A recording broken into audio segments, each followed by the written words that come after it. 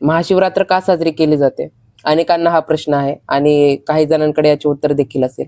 आपण आज ह्याच प्रश्नाचे उत्तर पाहणार आहोत. तर पुराणकथेनुसार या दिवशी दोन महत्त्वाचे घटना घडलेल्या होत्या आणि प्रथम म्हणजे समुद्रमंथन होऊन हलाहल विष निघाले होते. त्याचे प्राशन करून महादेवांनी संपूर्ण सृष्टीचे संरक्षण केले होते. दुसरा महत्त्वाचा प्रसंग म्हणजे माता पार्वती आणि महादेवांचा विवाह याच दिवशी संपन्न झाला होता.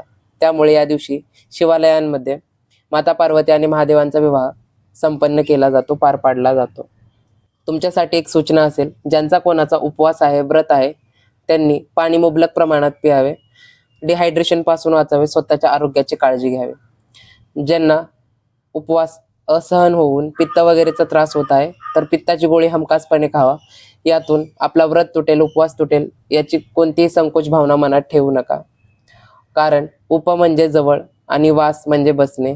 तर ईश्वराच्या जवळ बसून त्याचे ध्यान करणे, स्मरण करणे म्हणजेच उपवास असतो आणि तोच आपण करायचा आहे. आपल्याला तर माहीतच आहे, हे संपूर्ण विश्व हे शिव आणि शक्ती तत्वापासून बनलेले आहे. शक्ती अर्थात प्रकृती आणि ती तर आपल्या आजूबाजूतच निसर्ग रूपात आपल्याला पाहायला मिळेल. पण शिव म्हणजे परमचेतना आहे आणि ती चेतना अनुभवली जाऊ शकते.